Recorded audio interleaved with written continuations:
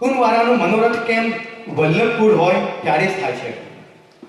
આપણે ત્યાં બે મનોરથ એવા છે કે જ્યારે વલ્લભપુર વિરાજતા હોય ત્યારે જ થાય. છપ્પન ભોગ અને કુંવાર, આ બે મનોરથ વલ્લભપુર વગર નથી થતા. એવું પરંપરા આપણી ભાવનાની પ્રણાલિકા છે. કારણ કે આ બંને મનોરથો સ્વામીજી પ્રધાન છે અને આપણે ત્યાં સ્વામીજી રૂપ શ્રી વલ્લભને માન્યા છે, વલ્લભ કુલને માન્યા છે. અને એટલા માટે સ્વામીજી પ્રધાન મનોરથ હોવાને કારણે વલ્લભ કુલ ભોગ ધરે ત્યારે જ એ મનોરથ સિદ્ધ થતો હોય છે. એવું આપણે ત્યાં ભાવ પ્રકાશ છે. અને એટલા માટે સ્વામીજી રૂપ વલ્લભને માની એમની હાજરીમાં આ મનોરથ ગોપીજનો વૈભવતો કરે છે. પુષ્ટિ માર્ગમાં મંગલાચરણનું શું મહત્વ છે અને એ શા માટે કરવું જોઈએ? મંગલાચરણ આખા હિન્દુ ધર્મમાં એનું મહત્વ છે. પણ આપણું મંગલાચરણ જેમ આપણે કહીએ, ખરેખર મંગલાચરણ જે આપણે બોલીએ છીએ એ કોઈ ગ્રંથ નથી. એ જુદા જુદા ગ્રંથોમાં આચાર્યો જ્યારે ટીકા લખી ત્યારે એ મંગલાચરણના જુદા જુદા શ્લોકો લખેલા છે. જેમ ચિંતા સંતાન હંતારો આ બધા શ્લોક છે ને, તો એ નવરત્નની ટીકાના મંગલાચરણ છે. ગુસાઈજી લખ્યું યદનુગ્રહ તો જંતુ સર્વ દુઃખાતિગો ભવે તમહમ સર્વદા વંદે શ્રીમદ વલ્લભ નંદનમ. તો આ તો ગોપીનાથજી માટે ગુસાઈજી લખ્યું છે. તો એ બધા પછી નમામિ હૃદય શેષે કે આ બધા છે એ બધા સુબોધનીજીના દસમસ્કંદના ચતુર્ભિચ્છ એના મંગલાચરણ છે. પણ કોઈ પ્રાચીન આચાર્ય આ બધા શ્લોકોનું સંકલન કરી અને એક મંગલાચરણનો પ્રારંભ કર્યો તો પરંપરાથી હવે એ મંગલાચરણ રૂપે ઓળખાવા લાગ્યું. તો એમ જોવા જાવ તો એક એક શ્લોકનું મહત્વ બતાવી શકાય. સૌથી પહેલો શ્લોક જ્યારે બોલતા હો ત્યારે મહાપ્રભુજીનું સ્મરણ કરે. કારણ ચિંતા સંતાન હંતારો યત પાદાંબુજરેણ જેના ચરણની રજના સ્મરણ માત્રથી સમગ્ર ચિંતા સંતાન એટલે ચિંતાની પરંપરાઓ વણાઈ જાય છે. એવા મારા શ્રી વલ્લભને હું વંદન કરું છું. એટલે પહેલો શ્લોક જ્યારે બોલો ત્યારે મહાપ્રભુજીને યાદ કરે. કારણ કે મંગલાચરણ ક્યારે આપણું થાય? તો આપણે ત્યાં શાસ્ત્રોમાં એવો વિધાન છે, બે કારણથી મંગલાચરણ કરવામાં આવે. એક, જે કરવા જઈ રહ્યા છીએ એમાં કોઈ વિઘ્ન ના આવે, અને આ કરીને જે પામવા જઈએ છીએ એ ફળમાં કોઈ વિઘ્ન ના આવે. એને કારણે કોઈ પણ શાસ્ત્ર, કોઈ પણ ગ્રંથ, કોઈ પણ સત્કાર્ય કરો એના પહેલા મંગલાચરણ કરવામાં આવે. મંગલાચરણ એટલે પ્રભુનું સ્મરણ કરવામાં આવે. શાસ્ત્રોમાં સંસ્કૃત સાહિત્યમાં 3 પ્રકારના મંગલાચરણ કયા છે: નમસ્કારાત્મક, આશીર્વાદાત્મક અને વસ્તુ નિર્દેશાત્મક. સંસ્કૃત સાહિત્યનો પરિચય આપું તો આ 3 પ્રકારના 3 ટાઈપના મંગલાચરણ દરેક શાસ્ત્રોમાં હોય. ક્યાંક નમસ્કારાત્મક હોય, એ હું આપને વંદન કરું છું, નમામિ યમુનામ, આ મંગલાચરણ કહેવાય. યા નમામિ હૃદય છે મંગલાચરણ નમન કર્યું. ક્યાંક આશીર્વાદાત્મક, પોતે આશીર્વાદ માંગ્યા હોય કે અમને એવા આશીર્વાદ આપો, અમને આવી આકાંક્ષા છે, આશીર્વાદની યાચના હોય. અને ત્રીજું મંગલાચરણ વસ્તુ નિર્દેશાત્મક, એટલે કે જે ગ્રંથ ગાવા જઈ રહ્યા છીએ એમાં સબ્જેક્ટ શું છે, એનો વસ્તુ નિર્દેશ શું છે, એનો સંકેત મંગલાચરણમાં કરી દીધો. તો આ 3 ટાઈપના મંગલાચરણ. પણ મંગલાચરણ એટલા માટે કે તમે જે કરવા જાઓ છો, તમારી ભક્તિ હોય, સત્કાર્ય હોય, લૌકિક કાર્ય હોય, એટલે કે સૌથી પહેલા પ્રભુને વંદન કરવા, એ આપણું મંગલાચરણ. પ્રભુને યાદ મંગલમ ભગવાન વિષ્ણુ મંગલમ ગરુડધ્વજ. યા કીર્તન સાહિત્યનો ઉલ્લેખ કરો તો મંગલ રૂપ નિધાન સામરો મંગલ રૂપ નિધાન. મંગલના નિધિ પરમાત્મા છે. અને શાસ્ત્ર એમ કહે છે કોઈ પણ કામ કરતા પહેલા ભગવાનને યાદ કરો તો તમારું બધું જ મંગલ થાય. તો એને કહેવાય મંગલાચરણ. પહેલા પ્રભુને યાદ કરવા, જેથી જે કરો છો એમાં કોઈ વિઘ્ન ના આવે, અને એ કરીને જે પ્રાપ્ત કરવા ઈચ્છો છો એ પ્રાપ્તિમાં કોઈ વિઘ્ન ના આવે. એટલા માટે મંગલાચરણ કરે. આપણા વૈષ્ણવ પંથ સિવાય બીજી કોઈ ધાર્મિક સંસ્થા હોય એમાં ડોનેશન થઈ શકે કે ના થઈ શકે? એટલે મૂળ વાત તમારા સમર્પણની, શ્રદ્ધાની અને નિષ્ઠાની. જેમ તમે બ્રહ્મ સંબંધ લીધું એટલે ઠાકોરજીને તમે સમર્પિત થયા કે તન મન ધન મારું પ્રભુનું છે. એટલે હવે પ્રભુને કેન્દ્રિત કરીએ તો આપણે ઘણી બધી જગ્યાએ હવે ઘણીવાર વ્યવહારથી આપતા હોઈએ. કારણ કે ધર્મ ઓછો થોડે શરમ વધારે ન કે આ કહેવાયા છે, નહીં આપી તો એમને ખોટું લાગશે. તો આપણી તો શરણાગતિ અને નિષ્ઠા છે ને, દરેકની જુદી જુદી હોય છે. કે તમારી પ્રભુ પ્રત્યે તમારી નિષ્ઠા કેટલી છે, અનન્યતા કેટલી છે, શ્રદ્ધા કેટલી છે, આમાં ખોટું કોઈ ના હોય છે. પણ તમારી નિષ્ઠા, તમારી અનન્યતા એ તમારા ઉપર છે. કર્યું એમાં કોઈ ખોટું નથી હોતું, નથી કર્યું એમાં કોઈ ખોટું નથી હોતું, પણ દરેકની નિષ્ઠા અને અનન્યતા પર છે. એટલે આ તમારા કરનારા ઉપર છે કે એનું તન, એનું મન, એનું ધન એને ક્યાં લગાવ્યું. કારણ કે જે રીતે તમારી શ્રદ્ધા જાય એ પ્રમાણે શ્રદ્ધાને દિશા મળે છે. શ્રીનાથજી બાવા મલ્લકચ્છ ટીપારા એ શ્રૃંગાર ધારણ કરે છે તેનું મહત્વ શું છે? તેની પાછળ કોઈ વાર્તા છે? મહેરબાની કરીને ટૂંકમાં જણાવશો અને આ શૃંગાર ક્યારે ધરાવા? એટલે મલ્લકાશ ટીપારાનો રીઝનના ઓની ભાવના હોય ઉષ્ણકાળમાં અને ઘણીવાર એનું આવતા હોય છે, પણ એ બહુ ભાવનાનો વિષય છે એટલે જાહેરમાં ચર્ચા ન કરી. વ્યક્તિગત મળશો ત્યારે હું એને સમજાવીશ, કારણ કે આપણે ત્યાં બે પક્ષ, એક સિદ્ધાંત પક્ષ, એક ભાવના હોય. તો ભાવના એવી છે કે જ્યારે આપણો અધિકાર આપણે ધીમે ધીમે સંપાદિત કરીએ ત્યારે એ ભાવનાની ચર્ચા થાય. તો આપણે ત્યાં રીઝન નથી, પણ ઉષ્ણકાળમાં તમને એ ખ્યાલ છે મલ્લકાશ કેવું હોય કે જેમ કરીને ધર્યું ઉષ્ણકાળમાં નાના બાળક પહેરે એવા પ્રકારનું એક વસ્ત્ર હોય છે અને એની ઉપર મસ્તક પર ટીપારાનો શૃંગાર આવતો હોય છે અને ટીપારાની આખી ભાવના છે, બહુ ભાવાત્મક હોય એટલે જાહેરમાં નથી કહેતા, પણ આ પ્રભુના એક પ્રકારના વસ્ત્ર છે જે ઉષ્ણકાળમાં વિશેષ રૂપે પ્રભુ ધરતા હોય છે. તિલક હાથ પર થાય છે, છાતી પર થાય છે અને કપાળ પર થાય છે. તો એવું થાય છે અને તેનું મહત્વ કે કારણ શું છે? એટલે એમ તિલક તો બારે અંગમાં કરવાનું હોય, શાસ્ત્ર તો એવી આજ્ઞા કરે છે. તો બારે અંગમાં તિલક થતું એના કોઈ વિધાન હોય છે, પ્રકાર હોય છે. તો આપણે ત્યાં દેવો ભૂતવા દેવમ જે આપણા બાર અંગમાં પરમાત્માનું સ્થાપન કરવામાં આવે તિલક કરી. તિલક જ નહીં, શંખ ચક્ર ગદા પદ્મ એવી મુદ્રાએ ધરાવવામાં આવે, કારણ કે 12 અંગ આપણે ત્યાં માનવામાં આવ્યા છે પરમાત્માના અને જીવના. અને એટલા માટે 108 આપણે કહીએ એમના ઉદા ભક્તિ છે અને 12 અંગ છે એટલે 12 નવા 108. એટલે સર્વાંગની આપણી ભક્તિ, સર્વાંગમાં નવધા ભક્તિ આપણે સિદ્ધ થાય એટલે 108 મણકા અને 108 નામને હોય છે. અને સર્વાંગ ભક્તિ પણ ભગવાનના 12 અંગ અને નવધા ભક્તિ. તો તિલક પણ 12 અંગમાં કરવું, જેથી દરેક અંગમાં પરમાત્માનું સ્થાપન કરીએ, જેથી આપણું શરીરનું દરેક અંગ ભગવાનની ભક્તિમાં એનો પ્રયોગ થાય, એની લૌકિકતાનો નાશ થાય, એને અલૌકિક બનાવવાનો આ પ્રકાર છે. અને લૌકિક દેહથી અલૌકિક પરમાત્માની ભક્તિ થઈ શકતી નથી. એટલે સૌથી પહેલા આપણે આ ચરણામૃત લઈએ, કંઠી ધારણ કરીએ, તિલક કરીએ, ખરેખર તો એ પાંચે તત્વોની શુદ્ધિ કરીએ. પૃથ્વી, જળ, તેજ, વાયુ, આકાશ આની શુદ્ધિ કરવામાં આવે. એટલે કે આ પંચ તત્વ શુદ્ધ થયા, એમાંથી લૌકિકતાનો નાશ થયો, અલૌકિકતાનું સ્થાપન થયું. હવે આપણો દેહ ભગવત સ્પર્શનો અધિકારી થયો, હવે આપણો દેહ સેવાનો અધિકારી થયો. એટલે આ દેહની લૌકિકતાનો નાશ કરી અલૌકિકતા સંપાદિત કરવા માટે આ સ્થાપન કરવામાં આવે છે. પાળતું પ્રાણી પેટ્સ કેમ ઘરમાં રાખી શકાય નહીં? એટલે પાલતુ શું રાખ્યું છે? જેમાં આપણે શ્વાન રાખતા હોય કે બિલાડી રાખતા, જુદા જુદા પ્રકાર છે. આપણે ત્યાં જુદી જુદી માન્યતાઓ અને જુદી જુદી પ્રકાર છે. એ વ્યક્તિગત નિષ્ઠા ઉપર આવે, કારણ કે અમુકને યમના વાહન કયા છે, એટલે સુતન શાસ્ત્ર જે માનતા હોય એના પર બધું છે. એટલે મૂળ વાત છે કે તમે શાસ્ત્રોની આજ્ઞા કેટલી સ્વીકારો છો. કોઈ ઘણીવાર નોન વેજીટેરિયન પ્રાણી હોય કે હોય, અને ઘણા બધા કારણ હોય છે. રાખી શકાય નહીં એવું તો ના કહેવાય, પણ રાખીએ તો કેવું રાખવું જોઈએ, કઈ રીતે રાખવું જોઈએ એની ચર્ચા કરી છે. કારણ કે આપણે ત્યાં તો અનેક જગ્યાએ અનેક પ્રકારની ઉલટાના ઘણી વાર પ્રાચીન આચાર્ય તો ઘણા બધા પશુ પક્ષી આદિની સુરક્ષા કરતા ગૌશાળા આદિ રાખીએ છીએ, મદદ કરીએ છીએ. પણ જ્યારે ઘરમાં રાખવાની વાત આવે અને જે સંપૂર્ણ વૈષ્ણવી જીવન જીવતા હોય, અમુક વસ્તુ ગ્રહણ કરતા હોય, અમુક વસ્તુ ન ગ્રહણ કરતા હોય, હવે એને પરાણે મારી મછલીને વૈષ્ણવ બનાવવો અને એ ખાતો હોય એ નહીં ખવડાવવું, અને કારણ કે આપણા ઘરમાં છે એમ કરીને એનું દમન કરવું, એના કરતા ન રાખવું સારું. કોઈને પણ બંધનમાં રાખવાનો વિચાર શા માટે? ઘણીવાર એમ થાય કે સદાવાલા જોડે ન ફાવતું હોય પણ આખો દિવસ એને સાચવવામાં કાઢતો હોય, તો એ જે ભગવાને આપ્યા છે એને સાચવી લઈએ, એને પ્રેમ હું આપી લઈએ તોય ઘણું છે.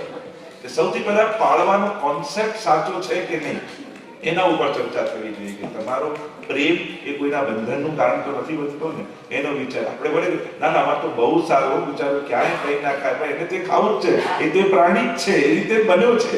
તમે પરાણે નથી કરતા, પરાણે પેલું કરવા માંગો છો, તમે એને ટ્રેન કરો છો. એટલે મૂળ કોન્સેપ્ટ એ છે કે કોઈને આપણા ગમે છે, આપણને મજા આવે છે, એના માટે કોઈને બંધનમાં રાખવું એ યોગ્ય કે અયોગ્ય, સૌથી પહેલા એની ચર્ચા થવી જોઈએ અને પછી આપણા ઘરમાં શું રાખવું એની ચર્ચા. એટલે આવું સ્વતંત્ર વ્યક્તિગત પ્રશ્ન છે કે આપણે કેવા પ્રકારની લાઈફસ્ટાઈલ જીવીએ છીએ, આપણને કેમ જરૂર છે, શેના માટે જરૂર છે, આ બધી જ ચર્ચા એની પાછળ આવી. ક્વેશ્ચન છે, દુનિયાનું સર્જન કેવી રીતે થયું અને કોણે કર્યું? આપણે ત્યાં તો ભાગવતજીમાં જેની શ્રદ્ધા છે, ગીતાજીમાં જેની શ્રદ્ધા છે, તો આપણે ત્યાં સ્પષ્ટ ભગવાન સચ્ચિદાનંદ રૂપાય વિશ્વોત્પત્યાદિ હેતવે તાપત્રય વિનાશાય શ્રી કૃષ્ણાય વયમ નમઃ. જે પરબ્રહ્મ પુરુષોત્તમ પરમાત્મા શ્રી કૃષ્ણ છે એમના દ્વારા સર્જન, પાલન અને વિસર્જન થાય છે, અને પરમાત્મા જ કરાવનારો છે અને ચલાવનારો છે. આપણી માન્યતા પ્રમાણે ભગવાન જ સર્જન છે. એટલે મેઇન વાત છે, તમે સ્ક્રિપ્ચર પર શ્રદ્ધા રાખો છો કે દુનિયાના દરેક ધર્મ ભગવાનથી નથી ચાલતા, એના સ્ક્રિપ્ચર્સથી ચાલે છે, ધર્મ ગ્રંથોથી ચાલે છે. અને જ્યારે તમે ભગવાન કોણ, જ્યાં તમારા સવાલો આવીને અટકી જાય અને જે બિયોન્ડ ક્વેશ્ચન છે, જે બિયોન્ડ લોજિક છે, એને જ પરમાત્મા યતો વાચો નિવર્તન્તે અપ્રાપ્ય મનસાસ, કે જ્યાં આવી આપણા સમજનો પૂર્ણ વિરામ લાગે એનું નામ જ ભગવાન છે. અમુક પાઠ જેનું મિનિંગ ખબર હોતી નથી તેમ છતાં કરતા રહીએ છે, તો તેનું ફળ પ્રાપ્ત થાય ખરું? દવામાં કન્ટેન્ટ ખબર ન હોય છતાંય ખાઈએ તો રોગ જાય છે. આ ભગવદ નામ પણ ઔષધિ. ભવૌષધાચોત્ર મનોવિરામાત કૌત્તમ શ્લોક ગુણાનુવાદાત કુમાન વિરજ્યેત વિના પશુના. ભાગવતજીના દશમ સ્કંદના પ્રારંભમાં જ કહ્યું, આ ભગવાનનું નામ એ ભવૌષધિ છે. આ ભવ રોગને દૂર કરનારી ઔષધિ છે. અને એટલા માટે ભલે ખબર નથી પણ પાઠને ખબર છે, ભગવાનને ખબર છે કે આ કરી રહ્યો છે. અને ભાગવતજીમાં પણ અજામિલનું આખ્યાન આવે છે, ત્યારે એમાં કહ્યું અજ્ઞાનાદ અથવા જ્ઞાનાદ ઉત્તમ શ્લોક નામ યત સંકીર્તિત મધમ પુરુષો દહે વેદો યથાનંદ. ભગવાનનું નામ અગ્નિ જેવું છે. અગ્નિમાં જાણતા લાકડું નાખો કે અજાણતા પડી જાય, અગ્નિ તો બાળી જ નાખે. ભગવત નામ પણ એવું જ છે. ભાય ઉભાય અનકાલ સ્વરૂપમાં તુલસીદાસજી માનસમાં કહે મહાપ્રભુજી કે ભક્ત દ્રોહે ભક્ત્યા ભાવે ભક્તિશ્ચાતિક્રમે કૃતે અશક્ય વા સુશક્ય વા સર્વથા શરણમ મરી. ભક્તિના અભાવમાં કરો, સમજમાં કરો, ગેરસમજમાં કરો. ભગવદ નામ ક્યારે પણ લીધેલું નકામું જતું નથી. એટલે અભાવે પણ કરો, ફોર્સથી કરાવો, પ્રેમથી કરાવો, સમજીને કરો, ગેરસમજમાં કરો. ભગવાનનું નામ ક્યારેક ફરી ઉલટા સુલટા વાવીએ જો ખેતી મેં બીજ. જેમ ખેતરમાં બીજ પેલો ખેડૂત નાખતો હોય, હવે કે સીધા કરી નથી નાખતો, કાવડાવાળા જેમ પણ નાખે પણ ઉગે છે તો સીધું જ. એમ ભગવાનનું નામ ઊંધું વાવો કે સીધું વાવો, એ ઉગે તો સીધું જ છે, એ ક્યારેય નકામું નથી. એટલે અભાવે પણ ભગવાન નામ લેવું. પુષ્ટિ માર્ગને મોગલોએ કઈ ભેટ આપી છે? જેમ કે ગોસ્વામીની પદવી મોગલાએ આપી છે, તો એવી બીજી કઈ છે? ક્ષમા કરજો કદાચ મારી ભૂલ થઈ હોય બોલવામાં. એટલે એ સમયે અકબર બાદશાહ અને ઘણા બધા બાદશાહો ગુસાઈજીના શરણે આવ્યા, પ્રભાવિત થયા. આખું ગોકુલ ગામ લખીને આપ્યું હતું. ન્યાય કરવાનું ફરમાન ગુસાઈજીને આપ્યું હતું કે એ સમયે ન્યાય ગુસાઈજી કરી આપતા. એવી ઘણી બધી વસ્તુઓ છે. એવા ઘણા બધા ભૂમિઓ છે, સ્થાનો છે કે એવા આજે પણ અકબર બાદશાહના ફરમાનો ત્યાંના સેવકોને લખેલા પ્રાપ્ત છે ને છે હજી ઘણી લાઇબ્રેરીઓમાં, કે એ સમયના બાદશાહોને એ સમયે રાજસ્થાનના તો કેટલાજીના સેવક થઈએ. એમાં પણ અકબર બાદશાહના નવરત્નોમાં રાજા માનસિંહ, રાજા ટોડરમલ, બીરબલ, તાનસેન, આ બધા ગુસાઈજીના શરણે આવેલા. બીરબલ પણ મૂળમાં ગુસાઈજીનો સેવક હતો, વાર્તા સાહિત્યમાં પ્રસંગ આવે છે. અને પછી એનાથી એકવાર અહંકારથી બોલાઈ ગયો કે ગુસાઈજી મુકામ કર્યો હતો બીરબલને, પણ એનો મદ જોયો એટલે ગુસાઈજી પછી એનો ત્યાગ કર્યો હતો કે બીરબલ ભલો વૈષ્ણવ થયો, હવે અમારે કામ તો નહીં રહે. એને થાય કે ગુસાઈજીનું હું બધું ભરણ પોષણ કરી દઉં. આવું જ્યારે કંઈક ત્રુટિયુક્ત શબ્દો એનાથી અહંકારથી બોલાયા ત્યારે ગુસાઈજી એને ત્યાગ કર્યો. અને પછી અકબર બાદશાહે દિને ઇલાહી નામનો ધર્મ સ્થાપ્યો, તો સૌથી પહેલો એને બીરબલે ગ્રહણ કર્યું. એવા ઘણા બધા ઐતિહાસિક ઘટનાઓ છે. તો એવા બધા અમુક ગામો છે, ગૌચરની ભૂમિઓ છે, અને એવા બધા ન્યાય કરવાના, નિર્ણય લેવાના જે ફરમાનો છે, જતીપુરાનું એ સ્થાન છે, એ બધું અકબર બાદશાહે સમર્પિત કર્યું હતું ગુસાઈજી. એટલે આપ ગૌના સ્વામી છો, ઇન્દ્રિયોના સ્વામી છો, એવું સન્માન ગુસાઈજીને કર્યું. અને એટલા માટે ગોસ્વામી અમારી જે સરનેમ લખાય છે એ ત્યારથી સન્માન તરીકે પછી આગળ લખાવા લાગ્યા. કંઠીનું અને તિલકનું શું મહત્વ છે, અને કંઠી અને તિલક શા માટે કરવું જોઈએ, અને કંઠી શા માટે પહેરવી જોઈએ? પહેલી વાત તો એ છે કે ધર્મશાસ્ત્રોમાં ધર્મ કરવા પહેલા કેટલાક નિયમો આવ્યા છે, અને એ નિયમો દ્વારા જ્યારે જીવની દેહ શુદ્ધિ, સાધન શુદ્ધિ, ભાવ શુદ્ધિ કરી અને પછી પરમાત્મા તરફ જવાનું વિધાન છે. તો એના તો જે શાસ્ત્રોક્ત પ્રમાણો જોવાથી તો ઘણા બધા છે, પણ આપણે એની ચર્ચા કરવા કરતા થોડું લોજિકલી જેમ વિચાર્યા, ભાવાત્મક થોડો વિચાર કરીએ. તિલક આપણે ત્યાં સુધી કહ્યું કે તિલક કંઠી ધારણ ન કર્યું તો આપણા સત્કર્મો પણ ફલિત નથી થતા, કે ડગલે જો કંઠી પહેર્યા વગર ચાલીએ તો અપરાધ કરીએ છીએ, ત્યાં સુધીની વાતો છે. તિલક એ ઠાકોરજીનું ચરણારવિંદ છે, અને ચરણારવિંદમાં જે 16 ચિહ્નો માનવામાં આવે છે. હવે એનો તો ઘણો વિસ્તાર થશે કે એક ચિહ્ન કયું ફળ આપે છે. એની આખી ચર્ચા છે. ચરણ ચિહ્નની ભાવના શ્રી હરિરાયજી મહાપ્રભુજીએ લખી છે કે પ્રભુના ચરણમાં જે 16 ચિહ્નો છે, જેમ અંકુશનું ચિહ્ન છે, તોરણનું ચિહ્ન છે, સાધ્યાનું ચિહ્ન છે, યવનું ચિહ્ન છે, એવા ઘણા બધા ચિહ્નોની ચર્ચા છે અને એના પોતાના ફળ કયા છે. તો એ ઘણો લાંબો એનો ઉત્તર થશે, પણ એ તિલક ધારણ કરવાથી ભગવાનના ચરણોમાં રહેલા 16 ચિહ્નો તમને અલૌકિક અને આધિદૈવિક ફળ આપે છે. અને એટલા માટે કેમ પગ કોઈનો અહીંયા મૂકીએ તો કેવું ચિહ્ન થઈ જાય? આ ઠાકોરજીનું ચરણારવિંદ છે, આ તિલકની ભાવના. કંઠી આપણે ત્યાં શાસ્ત્રોમાં દીક્ષિત થયેલા એ મંગલસૂત્ર રૂપ માનવામાં આવે, સમર્પણનું સૂચક માનવામાં આવે છે. અને કંઠી એટલે કહીએ છીએ કંઠી, જો હાથમાં નથી પહેરતા, માથે નથી પહેરતા, પગમાં નથી પહેરતા, કારણ કે આપણું શરીર 2 ભાગમાં વહેંચાયેલું છે, મસ્તક અને ધડ. મસ્તકમાં જ્ઞાન છે અને ધડમાં કર્મ છે, અને એને જોડે છે આ કંઠ, ગળું. અને એટલે જ કંઠી ધારણ કરવામાં કે આપણું જ્ઞાન અને આપણું કર્મ એ ભક્તિમય રહે, એટલા માટે ગળામાં કંઠી ધારણ કરવામાં. અને એટલા માટે એને કંઠી કહેવાય છે કે આપણા કર્મ અને જ્ઞાન બંનેને જોડીને ભક્તિમય રાખી શકે. અને એટલા માટે આ કંઠીને ધારણ કરવી જોઈએ. કારણ કે જેમ બ્રાહ્મણ વેદના અધિકારને કારણે જનોઈ ધારણ કરે છે, એમ ભક્તિ કરવાના અધિકાર પ્રાપ્તિને કારણે આપણે કંઠીને ધારણ કરીએ છીએ. કારણ કે આ તુલસીજી પ્રભુને પરમ પ્રિય છે, સ્વામીજી રૂપ છે. અને જ્યારે આ પંચ ભૌતિક દેહને તુલસીજીનો સ્પર્શ થાય છે, ત્યારે આ દેહ જે સેવા કરે છે એ ઠાકોરજીને સ્વામીજી જો સેવા કરતા હોય એવું સુખ પ્રભુને મળે છે. એટલા માટે તુલસીની કંઠી આપણે ધરે. એના ઘણા બીજા ઘણા બધા કારણ છે, પણ આ સારમાં ટૂંકમાં કહું, હવે સમય પણ થવા આવ્યો છે, 9:05 થઈ ગઈ છે. હવે આપણે આ પ્રશ્નોત્તરીને વિરામ તરફ લઈ જઈએ. પછી હવે 2 દિવસ આપણા માટે મધુરાષ્ટક અને ગીરાધ્યાય ચૂકતા નહીં. આ 2 બહુ જ સુંદર સ્તોત્રો છે, જેમાં મહાપ્રભુજી પોતાનો ભાવ અદ્ભુત રીતે, મધુરાષ્ટક એટલું બધું ગહન છે, ખૂબ જ ગહન સ્તોત્ર છે. અને એની સાથે ગિરિરાજના ધાર્યાષ્ટકમાં ગિરિરાજના સ્વરૂપની આપણે ચર્ચા કરીશું. નામ જ છે મધુરાષ્ટક. તો મધુરા અષ્ટકમ. તો મધુરા એટલે કોણ? ટીકામાં આચાર્ય કહ્યું મધુરા એટલે રાધા, અને એના અધિપતિ અખિલમ મધુરમ. એટલે આખા ભવાત્મક ક્રમમાં જે મધુરા એટલે રાધા છે અને એના અધિપતિ શ્રી કૃષ્ણ એ મધુર છે, એની ચર્ચા કરી છે. તો 3 શબ્દ આ પુષ્ટિ ભક્તિમાં, કૃષ્ણ ભક્તિમાં સમજવા જેવા છે. એક છે પ્રભુનું ઐશ્વર્ય, બીજું છે સૌંદર્ય, અને ત્રીજું છે માધુર્ય. આ 3 શબ્દો ખૂબ જ વિશેષ મહત્વ ધરાવે છે. અને આ 3 વસ્તુ પ્રભુમાં બિરાજમાન છે. સૌંદર્ય છે, પ્રભુમાં ઐશ્વર્ય છે, અને પ્રભુમાં માધુર્ય છે. તો પ્રભુનું સૌંદર્ય ક્યાં, કઈ રીતે પ્રાપ્ત થાય? તો શ્રી વલ્લભ એ સાક્ષાત પ્રભુના સૌંદર્ય રૂપ છે. સૌંદર્યમ નિજરદગતમ પ્રકટિતમ સ્ત્રીગૂઢ ભાવાત્મકમ પુનરૂપં ચ પુનસ્તદંતર્ગતમ પ્રાવી વિશત સ્વપ્રિયે સંશ્લિષ્ટા ઉભયોર બભૌ રસમય કૃષ્ણો હિ યત સાક્ષિકમ રૂપમ તત ત્રિતયાત્મકમ પરમભીધેયમ સદા વલ્લભમ. એ જે સૌંદર્ય પ્રગટ થયું પ્રભુના હૃદયમાંથી, એ ત્રિતયાત્મક સ્વરૂપ રૂપ સૌંદર્ય એટલે શ્રી વલ્લભ. તો પ્રભુનું સૌંદર્ય એટલે મૂર્તિમંત શ્રી મહાપ્રભુ. પ્રભુનું ઐશ્વર્ય એટલે શ્રી યમુનાજી.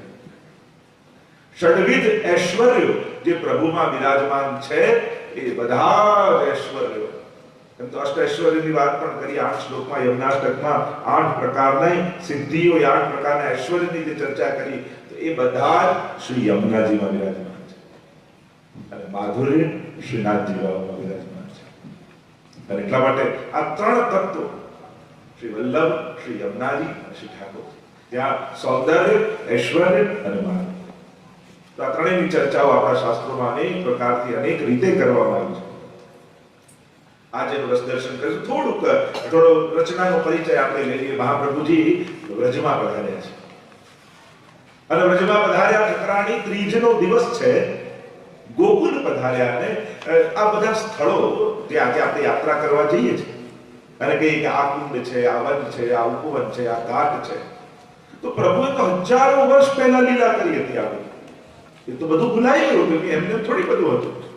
હજારો વર્ષો વ્યતીત થઈ ચૂક્યા. અને મહાપ્રભુજી વ્રજમાં પધાર્યા અને આ એક સ્થળોને શોધીને પ્રગટ કર્યા છે.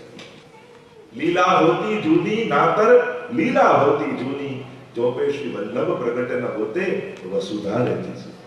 આ બધી લીલાઓ જૂની વિસરાઈ જાય. શ્રી મહાપ્રભુજી પ્રગટ ન થયા હોય, એક ક્ષણ માટે આપણે વિચાર કરીએ, જો મહાપ્રભુજીના સેવક ન થયા હોય, મહાપ્રભુ પ્રગટ ન થયા હોય, તો આપણે શું કરતા હોત? ત્યારે આપણે ક્યાંક મંદિરમાં ઘંટડી વગાડતા હોય, આવો આનંદ મનોરથોનો, આવો સેવાનું સુખ, આવો ઠાકોરજીને જગાવવાનું, સ્નાન કરાવવાનું, પોઢાવવાનું, આવો યશોદાજી જેવું સૌભાગ્ય જો મહાપ્રભુજી પ્રગટ ન થયા હોત તો મળત આપણને. અરે યશોદાજી જેવું નહીં, એના કરતાંય અધિક. ત્યાં સુધીની હું તો વાત કરું છું. હવે યશોદાજીને પણ ઠાકોરજીની સેવા કેટલા વર્ષ મળી? તો કે 11 વર્ષ ને 52 દિવસ. આટલા જ દિવસ ઠાકોર બિરાજ્યા. અને તમારે ત્યાં તો ઘણાને 100 વર્ષથી, ઘણાને 50 વર્ષથી, ઘણાને 40 વર્ષથી. તમને તો યશોદાજી કરતાંય મોટું સૌભાગ્ય મહાપ્રભુજી આપ્યું. વિચાર તો કરો, યશોદાજી તો 11 વર્ષ 52 દિવસ જ મળ્યું. પણ મહાપ્રભુજીની કૃપાથી આ વૈષ્ણવને પેઢીઓથી પેઢીઓ સુધી ભગવત સેવાના આનંદ મળ્યા છે. આ કેવલ મહાપ્રભુજીની કૃપાની. અને એટલા માટે મારા મને તો પુષ્ટિ માર્ગનો સૌથી મોટો કોઈ ઉત્સવ હોય તો એ મહાપ્રભુજીનો ઉત્સવ છે. કારણ કે જો એ ઉત્સવ ન થયો હોય તો આ એકે ઉત્સવની આપણને ખબર ન પડે. જો શ્રી વલ્લભ પ્રગટ ન હોતે વસુધા રહેતે. તો આ મહાપ્રભુજી ભાગ્યનો વલ્લભ ભૂતલાય, એટલે તો કહ્યું કે ભાગ્ય, આ દૈવી જીવોના સૌભાગ્ય, આપણો ભાગ્યોદય થયો કે મહાપ્રભુજી ભૂતલ પધાર્યા. નહીં તો આપણે આ જંગલના ચક્કરમાં એમને ભૂતલ પર ભટકતા જ રહે. આ ભગવત સુખ, ભગવત લીલા, ભગવત સેવાનો આનંદ શું હોય એ આપણે ક્યાં સમજવાના? તો આ મહાપ્રભુજીનો ઉત્સવ એ સૌથી મોટો ઉત્સવ આપણે ત્યાં કહી શકાય. કારણ કે એ ઉજવાયો તો આ બધા ઉત્સવ થાય છે. તો આમ શ્રી મહાપ્રભુજી બ્રજમાં પધાર્યા છે. એક એક સ્થળોને પ્રગટ કરી રહ્યા છે, શોધી રહ્યા છે. અને ઠકરાણી ત્રીજનો દિવસ ગોકુલમાં પધાર્યા મહાપ્રભુજી. સહજ કમલાજી સાથે છે એટલે સહજમાં પ્રશ્ન, જિજ્ઞાસા અભિવ્યક્ત મહાપ્રભુજી કરે. આમાં કમલાએ અમે ગોવિંદ ઘાટ કોણ છો, ઠકરાણી ઘાટ કોણ છે? બંને એક સરખા ઘાટ લાગે છે. આમાં ગોવિંદ ઘાટ કયો, ઠકરાણી ઘાટ કયો, કેમ જાણીએ? એટલામાં શ્રી યમુનાજીના જલમાં કંઈ કલવલાટ થયો. 16 વર્ષ યુવતી સ્વરૂપ સાક્ષાત શ્રી યમુનાજી ત્યાં પ્રગટ થયા. અને કમળની છડી રહી શ્રી મહાપ્રભુજીની પાસે યમુનાજી પધાર્યા અને બતાવ્યું કે આ ગોવિંદ ઘાટ અને ઠકરાણી ઘાટ. અને એ સમયે સાક્ષાત શ્રી યમુનાજીના દર્શન મહાપ્રભુજીને થયા. અને એ દર્શન કરી મહાપ્રભુજીના હૃદયમાંથી એ જે મૂર્તિમંત યમુનાજીનું સ્વરૂપ નેત્રોની સામે હતું એ રસ સ્વરૂપે હૃદયમાંથી પ્રગટ થયું અને વાણી દ્વારા વિસરિત થયું. અને મહાપ્રભુજી મુખમાંથી શબ્દો સર્યા, નમામિ યમુનામ સકલ સિદ્ધિ હેતુમ મુલા. આમ યમુનાષ્ટકનું પ્રાગટ્ય ઠકરાણી ત્રીજના દિવસે શ્રી મહાપ્રભુજીના મુખમાંથી થયું. પ્રાગટ્ય કહું છું, રચના નહીં. અને રચના તો કવિઓ કરે, આચાર્યોના હૃદયમાંથી તો ભગવત સ્વરૂપો વાણી સ્વરૂપે પ્રગટ થાય. જેમ ભાગવતજી ઠાકોરજીનું વાંગમય સ્વરૂપ છે, એમ જ યમુનાષ્ટક એ યમુનાજીનું વાંગમય સ્વરૂપ છે.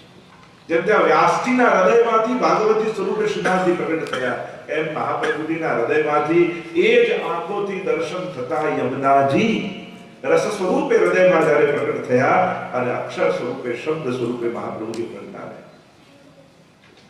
અને ત્યારે મહાપ્રભુજી ભાગવતજીનું પારાયણ કરવા બિરાજ્યા.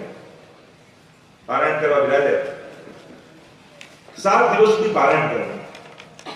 પવિત્ર એકાદશીનો દિવસ આવ્યો. અને પવિત્રાનો ઉત્સવ એ બહુ પ્રાચીન ઉત્સવ છે. વેદ શાસ્ત્રોમાં એનું વર્ણન છે. એટલે કેવલ પુષ્ટિ માર્ગનો જ ઉત્સવ હોય નહીં, પવિત્ર બહુ આદિકાળનો બનેલો છે. પણ દરેક યુગમાં જુદા જુદા પવિત્ર આવે છે. પવિત્રાનો દિવસ છે એટલે મહાપ્રભુજી 360 તારનું સૂતરનું પવિત્ર સિદ્ધ કરાવી નાખ્યું છે. કારણ કે કલિયુગમાં સૂતરની મહત્તા છે અને એટલા માટે આપણે કંઠીમાં સૂતરનો દોરો રાખીએ છીએ. જે પવિત્ર સિદ્ધ કરાય એકદમ ગણતરી પ્રમાણે 360 દિવસ વર્ષના માનવામાં. જેમ આપણે ત્યાં કહેવાય ને કે એમ ભલે કંઈ કર્યું ન કર્યું તો પણ અંકુટમાં જઈને સેવા કરી તો આપણા 12 મહિનાની સામગ્રીને સેવા આવી ગઈ કહેવાય. એમ જ વર્ષે એકવાર પવિત્ર સિદ્ધ કરી ઠાકોરજીને ધરાવો તો તમારી આખા વર્ષની વસ્ત્ર સેવા આવી ગઈ કહેવાય. એટલે અમુક ઉત્સવો ચૂકવા નહીં વૈષ્ણવ. તો આ પવિત્ર સિદ્ધ કરીને રાખ્યું છે. રાત્રિનો સમય થયો, મહાપ્રભુજીને નિદ્રા આવતી, ચિંતન ચાલે છે કે હું તો આ દૈવી જીવોનો ભગવત સંબંધ કરાવવા માટે વૃત્ત કરાવ્યું છે. આટલો સમય વ્યતીત થઈ ગયો અને આ દૈવી જીવો સંસારી અને આસુરી સાથે મળીને એ રીતે રહે છે કે પોતાનું સ્વરૂપ પણ ભૂલી ગયા છે. એક સમય ચિંતા ચિતાઈ દૈવી કિહિમિત જાની ન જાઈ આસુરી સો મિલી રહત સદાઈ ભિન્ન હોય સો કોણ ઉપાય. આપણે આપણું જીવન ચરિત્ર મૂળ પુરુષ નામનો ગ્રંથ છે, એમાં વર્ણિત છે. અને મહાપ્રભુ ચિંતા કરે છે કે આસુરી સો મિલી રહત સદાઈ ભિન્ન હોય સો કોણ ઉપાય. અને જુદા કેમ પાડવા, એને ઓળખવા કઈ રીતે, એને ભગવત સંબંધ કેમ કરાવો? કારણ કે જીવ તો હજારો દોષોથી ભરેલો છે અને પ્રભુ તો પરમ નિર્દોષ છે. સંબંધ તો સમાનતામાં સંભવે, આમાં બંનેમાં સંબંધ સંભવ થાય કઈ રીતે? એક તરફ અનંત કોટી દોષોથી ભરેલો જીવ અને जितनी रवि छाया की कनिका इतने दोष हमारे एम. અને એક બાજુ પરમ નિર્દોષ એવા ઠાકોરજી. વેદ શાસ્ત્ર એમ કહે કે આ બધા જ દોષોને જીવ છોડે ત્યારે ભગવાન એનો સ્વીકાર કરે. ગીતા આદિ ભાગવતી દરેક ગ્રંથોમાં જો તો જીવ નિર્દોષ થાય ત્યારે સ્વીકાર. હવે દોષ છોડવા તો આપણે ઈચ્છીએ છીએ, પણ છૂટતું નથી, આપણા હાથમાં નથી. તો શું આપણા જેવા જીવો જે દોષોથી ભરેલા છે એનો પ્રભુ ક્યારે સ્વીકાર જ નહીં કરે? અને આ ચિંતા જ્યારે મહાપ્રભુજી કરી રહ્યા હતા, અને એ સમયે બધી રાત્રિ સાક્ષાત પુષ્ટિ પુરુષોત્તમ પ્રગટ થયા. ચંદ્રમાજી સ્વરૂપે પ્રગટ થયા અને બ્રહ્મ સંબંધના મંત્રનો ઉપદેશ મહાપ્રભુજીને આપ્યો. સંક્ષિપ્તની વાત કરું, આખું વર્ણન તો સિદ્ધાંત રહસ્યમાં શ્રાવણ શ્યામલે પક્ષે એકાદશ્યા મહાનિશી સાક્ષાત ભગવતા પ્રોક્તમ તદક્ષર સૌચ્યતે. મહાપ્રભુજીનું ડોક્યુમેન્ટ કર્યું છે, એવું લખ્યું છે ગ્રંથ રૂપે કે કોઈ સ્વપ્ન આવ્યું કે અવાજ સંભળાયો એવું નથી. સાક્ષાત ભગવતા પ્રોક્તમ, સાક્ષાત ઠાકોરજી મારી સામે પ્રગટ થયા અને એમણે આ બ્રહ્મ સંબંધ મંત્ર મને આપ્યો. બ્રહ્મ સંબંધ કરણાત સર્વેષાં દેહ જીવયો સર્વદોષ નિવૃત્તિઃ દોષા પંચ વૃદાસ્મતા. કહ્યું કે બ્રહ્મ સંબંધ કરાવો, એનાથી જીવ નિર્દોષ થશે. કોઈની ચર્ચાઓ ઘણી છે, આપણે શું મહારાષ્ટ્ર પર જઈશું. અને ત્યારે જ્યારે ઠાકોરજી પ્રગટ થયા, બ્રહ્મ સંબંધ મંત્રનો ઉપદેશ આપ્યો અને મહાપ્રભુજીએ કંઠ પવિત્રા લે પહેરાય મિશ્રી ભોગ ધરી મન ભાય. કંઠમાં પવિત્રા ધારણ કરાવ્યા અને મિશ્રી દુનામાં હતી એ ઠાકોરજીના આરોગ્ય. અને એ સમયે પુષ્ટિ પુરુષોત્તમના માધુર્યનું જે લાવણ્યનો અનુભવ શ્રી મહાપ્રભુજીએ કર્યો અને એ જ સમયે એ રસ સ્વરૂપ પ્રભુ જે હૃદયમાં પ્રગટ્યા એ મહાપ્રભુજીની વાણી દ્વારા નિસરિત થયા અને એ સમયે આ મધુરાષ્ટકની રચના થઈ. એટલા માટે આપણે કહે તો પ્રાચીન લોકો ગમે ત્યાં મધુરાષ્ટક ગાતા. જેટલું બ્રહ્મ સંબંધ મંત્રનું મહત્વ છે એટલું જ મહત્વ ને એટલો જ આદર મધુરાષ્ટકનો રાખે. અને એ સમયે મહાપ્રભુજીના હૃદયમાંથી પ્રગટેલી આ દિવ્ય વાણી છે.